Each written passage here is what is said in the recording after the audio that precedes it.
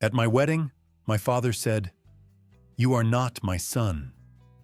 I'm tired of lying to you." Guests were frozen in shock. Then he pointed at someone in the crowd and said, "He is your real father." And what my mother revealed shocked everyone. But first, I need to explain some important things about how we got to this point. The happiest day of my life became the day I learned everything was a lie. My name is David Carter, I'm 28 years old, and I'm about to tell you about the moment my entire world shattered in front of 200 wedding guests. It started with 4 words from the man I'd called Dad my entire life. "You are not my son." It was a perfect September afternoon in 2023. The venue was the Riverside Gardens, this beautiful estate with white columns and gardens that overlooked the lake. My bride, Michelle, looked absolutely stunning in her wedding dress. We'd been together for 5 years, and this was supposed to be the beginning of our forever. The ceremony had gone perfectly. We'd exchanged vows, kissed as husband and wife, and now we were at the reception. Everyone was eating, dancing, celebrating. My father, Robert Carter, had been quiet all day. I noticed it during the ceremony. He seemed distant, almost sad. He's always been a reserved man, an engineer who worked for the same company for 30 years, the kind of guy who showed love through actions rather than words. But that day, something was different. He barely looked at me during the father-son photos. When I asked if he was okay, he just nodded and said, "We'll talk later, David." The reception was in full swing when it happened. The DJ had just announced it was time for the toasts. My best man, Jake, went first, telling embarrassing stories from college that had everyone laughing. Then Michelle's maid of honor gave a sweet speech about our love story. Finally, it was my father's turn. He stood up slowly, holding a glass of champagne, but his hand was shaking. My mother, Catherine, who was sitting next to him, put her hand on his arm and whispered something, but he shook his head. He walked to the microphone, and the room fell silent. "David," he started, his voice cracking. "I need to tell you something. I should have told you years ago, but I was a coward. I couldn't find the right time, and then it became easier to just keep the secret." My stomach dropped. What was he talking about? Michelle grabbed my hand under the table. "Dad, what's going on?" I asked, trying to keep my voice steady. He looked at me and I saw tears in his eyes. I'd never seen my father cry. Not when his own father died. Not at any wedding or funeral. Never. "You are not my son," he said, and the entire room gasped. "I'm not your biological father. I'm tired of lying to you, David. I can't do it anymore. Not today, not on your wedding day. You deserve to know the truth." I felt like someone had punched me in the chest. The room started spinning. Michelle was squeezing my hand so hard it hurt, but I barely felt it. "What are you talking about?" I managed to say, standing up. My legs felt weak. "Dad, this isn't funny." "I'm not joking," he said, tears now streaming down his face. "Your mother had an affair 29 years ago. She got pregnant. The man was someone we both knew, someone I considered a friend. When she told me I had a choice, leave her or stay and raise you as my own, I chose to stay. I chose you, David. I've loved you every single day of your life as if you were my biological son. But you're not." My mother was now standing, her face white as a ghost, crying and shaking her head. "Robert, please," she begged. "Not like this. Not now." But he continued. "I thought I could take this secret to my grave." I really did. But standing here today, watching you get married, starting your own family, I realized I can't live with this lie anymore. You have a right to know who you are. You have a right to know where you come from." The room was completely silent except for my mother's sobs. 200 people were staring at us. My new wife was crying beside me. My grandmother was clutching her chest. Everything felt surreal, like I was watching this happen to someone else. "Who?" I asked, my voice barely a whisper. "Who is my biological father?"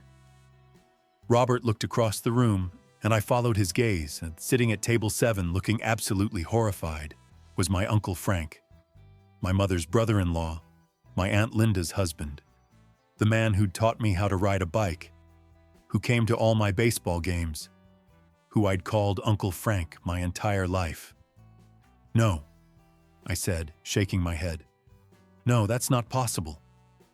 Frank stood up, his face red, looking like he wanted to disappear. "Robert, you said you'd never tell," he said, his voice shaking. "You promised." And there it was, the confirmation. My Uncle Frank, the man married to my mother's sister, was my biological father. My Aunt Linda, sitting next to him, looked like she was going to be sick. She clearly didn't know either. This wasn't just my family secret. It was a bomb that was destroying multiple families at once. I couldn't breathe. I walked out of the reception hall, leaving Michelle, leaving everyone, just needing air. I made it to the gardens before I doubled over, feeling like I was going to throw up. Michelle ran after me, her wedding dress trailing in the grass. "David, I'm so sorry," she said, wrapping her arms around me. "I can't believe he did that." "Not today. Not like this." I couldn't speak. My entire identity had just been erased in front of everyone I knew. Everything I thought I knew about my family, about who I was, about where I came from. All of it was a lie. My mother came out a few minutes later, mascara running down her face, followed by Robert and Frank. "David, please let me explain," my mother begged. I held up my hand. "Not now, Mom. I can't do this right now. This is my wedding day. This was supposed to be the happiest day of my life, and you all just destroyed it." Robert stepped forward. "I'm sorry, son. I know the timing is terrible, but I couldn't stand at that microphone and give a speech about family and love while hiding this from you. You deserved to know." "You're right. I deserved to know," I said, my voice rising. "But not like this. Not in front of 200 people. Not on my wedding day. You've had 28 years to tell me this, and you chose today." Frank finally spoke. "David, I wanted to tell you so many times, but your mother, our family, we all agreed it was better if you never knew.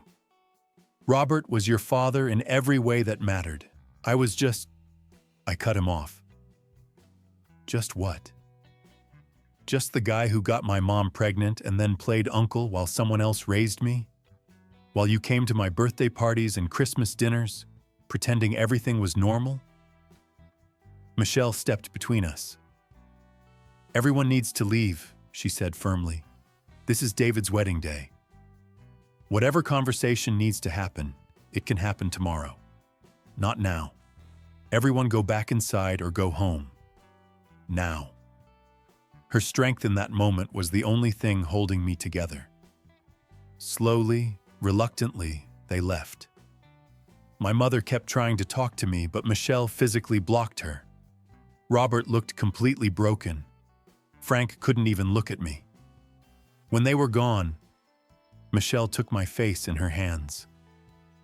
"We can leave," she said. "We can skip the rest of the reception. We can go straight to the hotel. Whatever you need." I thought about it. 200 people were inside, probably gossiping about what just happened. Our perfect wedding had turned into a Jerry Springer episode. But then I thought, no, I wasn't going to let this destroy everything. "No," I said, wiping my eyes. This is our day. Our wedding. I'm not letting their secrets and lies take that away from us. Let's go back in. Michelle looked at me like I was crazy, but she also looked proud. Are you sure? I nodded. I'm sure. We'll deal with all of this tomorrow. Today I'm marrying you, and we're going to dance and celebrate and pretend for a few more hours that the world isn't falling apart. We walked back into the reception hall hand in hand. Every eye turned to us. The DJ had put on quiet music, and people were whispering at their tables. I walked to the microphone. Ladies and gentlemen, I said, my voice surprisingly steady. I apologize for that interruption. Family drama, as you all just witnessed. But this is still my wedding day, and I'm not letting anything ruin it. So please, everyone, eat, drink, dance, and celebrate with us. Michelle and I are going to enjoy our night. There was a moment of stunned silence, and then my best friend Jake started clapping. Then Michelle's family joined in. Soon the whole room was applauding. The rest of the night was surreal. We cut the cake, we had our first dance, we celebrated. But underneath it all, my mind was racing. Who was I? If Robert wasn't my biological father, did that change everything? Did it change the fact that he'd raised me, taught me to throw a football, helped me with my homework, paid for my college? Did it change 28 years of being my dad? And Frank, how was I supposed to process that the man I'd known as my uncle was actually my father? What about Aunt Linda? Did this mean my cousins were actually my half-siblings? The next morning, Michelle and I were supposed to fly to Hawaii for our honeymoon. Instead, we stayed. I needed answers.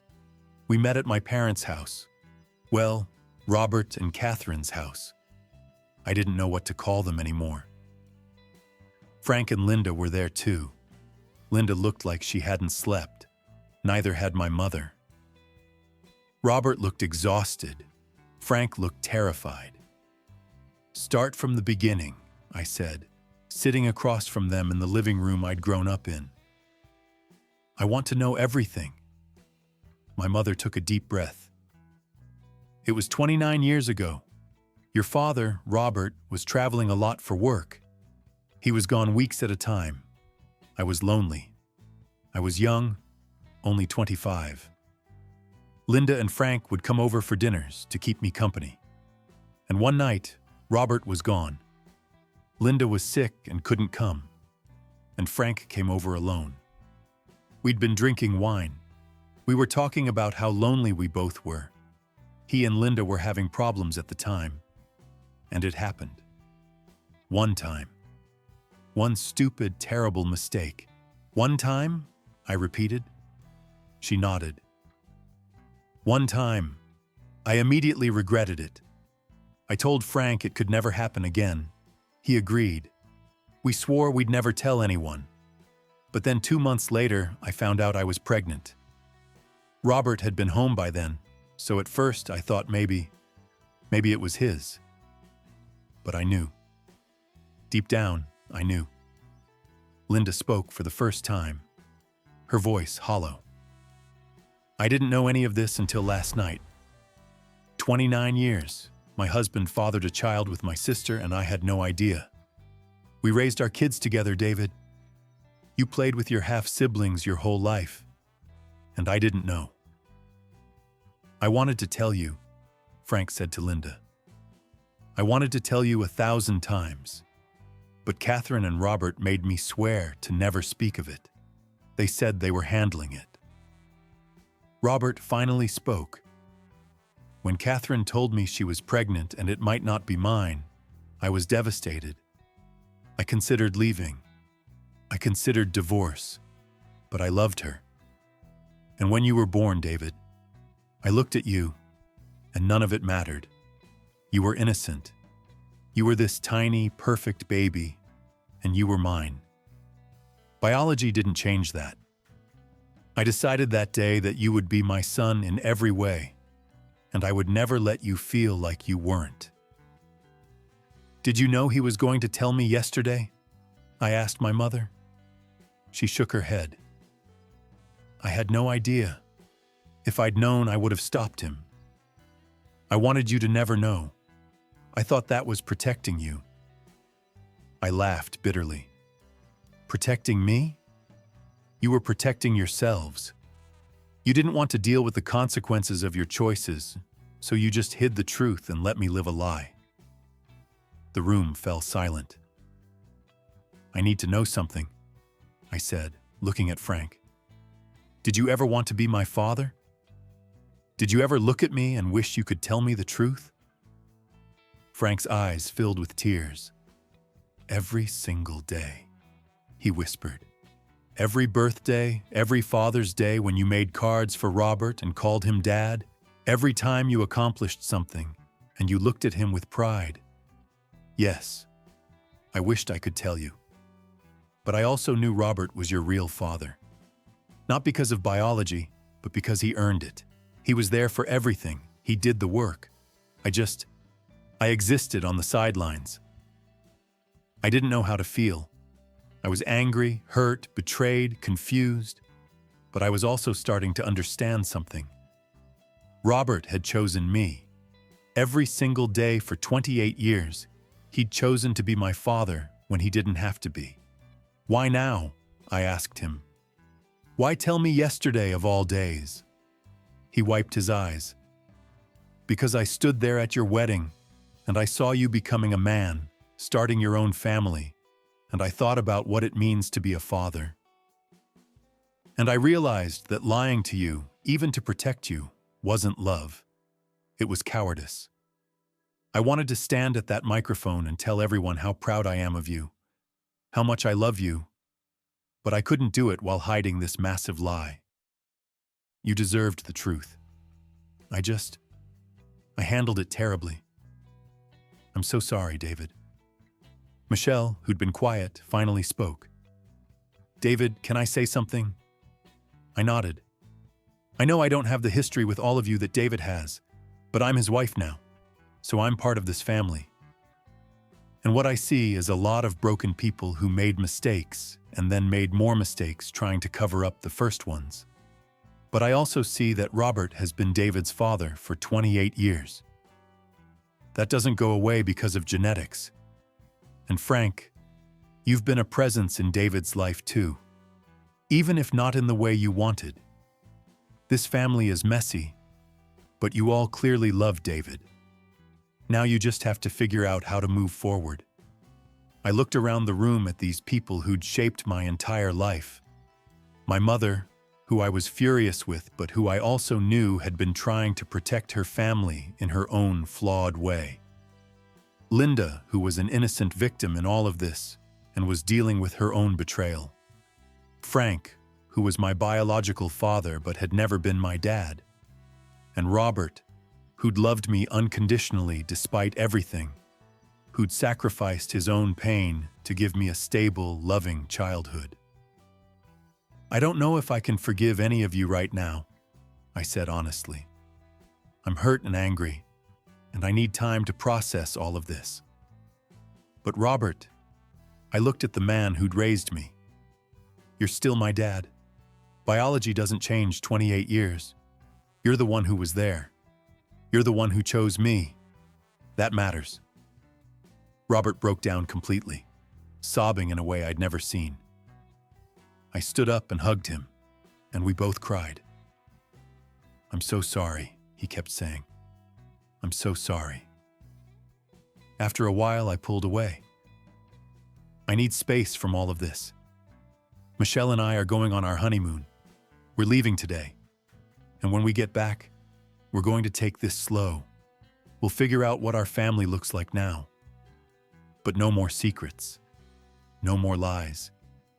If we're going to move forward, it has to be with complete honesty. Everyone nodded. Before we left, I turned to Frank. I don't know what to call you now, or what our relationship looks like moving forward. But I need you to know You don't get to suddenly be my dad. Robert earned that title. You can be part of my life if you want, but on my terms. When I'm ready. Frank nodded, tears streaming down his face. I understand. Thank you, David, for even giving me that chance. Michelle and I left for the airport that afternoon. On the plane to Hawaii, she held my hand and asked, "How are you really doing?" I thought about it. I don't know, I admitted. My entire identity just shifted, but I also realized something. Family isn't just about blood. It's about who shows up, who stays, who loves you when it's hard. Robert did that. He chose me every day. That makes him my father, regardless of DNA. We spent 2 weeks in Hawaii, and it was exactly what we needed. We talked a lot about what family means, about truth and lies, about forgiveness. Michelle was incredible through all of it, helping me process my feelings without judgment. When we returned home, I slowly started rebuilding relationships with my family. I had lunch with Robert alone, just the two of us, and we talked for hours. He told me about the day I was born, about how scared he was, about how he looked at me and knew he'd love me no matter what. He told me about every Father's Day, every parent-teacher conference, every baseball game, and how none of it ever felt like obligation. It all felt like love. I had a harder conversation with my mother. I told her that while I understood she was young and made a mistake, the real betrayal was hiding the truth for 28 years. She apologized profusely and said she'd spend the rest of her life trying to make it up to me. I told her that wasn't necessary. I just needed her to be honest from now on. Frank and I met a few months later. It was awkward and painful, but necessary. He told me he'd always wondered about me, always felt connected to me, but never knew how to express it. I told him I appreciated him being in my life, but that our relationship would take time to redefine. He understood. The hardest part was Aunt Linda. She was dealing with her own betrayal. Her husband had fathered a child with her sister. She filed for divorce 3 months after my wedding. I felt terrible about it, even though none of it was my fault. She told me that finding out the truth, as painful as it was better than living in ignorance. She said she'd always love me, regardless of how I was conceived, and that I'd always be her nephew in her heart. That meant more to me than I can express. A year later, Michelle and I found out we were expecting our first child. When we told Robert, he cried happy tears. "I'm going to be a grandfather," he said, his voice filled with wonder. And in that moment, I realized something profound. He'd given me the greatest gift anyone could give. He'd shown me that love is a choice, that being a father isn't about biology, it's about commitment. And when my son was born, I named him Robert David Carter Jr., because the man who raised me deserved that honor. My wedding day didn't go the way I planned. The man I'd called Dad my entire life told me I wasn't his biological son in front of 200 people. He shattered everything I thought I knew about my family. But looking back now, I understand why he did it. He couldn't give a speech about love and family while hiding the truth. And in his flawed, terrible way, he was giving me the greatest gift: honesty. The truth hurt. It still hurts sometimes, but it also freed all of us from decades of lies. Today, my relationship with Robert is stronger than ever. He's grandpa to my son, and he's still the first person I call when I need advice. Frank and I have a cordial relationship. We see each other at family gatherings, and he's kind to my son, but we're not close. That's okay. Not every story has a perfect ending. My mother and I rebuilt our relationship slowly, with lots of therapy and honest conversations. And Linda, despite everything, remains one of my favorite people. She's Aunt Linda to my son, and she spoils him rotten. Sometimes people ask me if I wish Robert had never told me, if I wish I'd lived my whole life not knowing. And honestly, number. Because living with the truth, as painful as it is better than living with a lie. My father, because that's who Robert is, my father, taught me that. He taught me that love is action, that family is choice, and that sometimes the hardest thing to do is also the right thing to do. My wedding day was the day my world fell apart, but it was also the day I learned what really matters, and that's a gift I'll carry with me forever.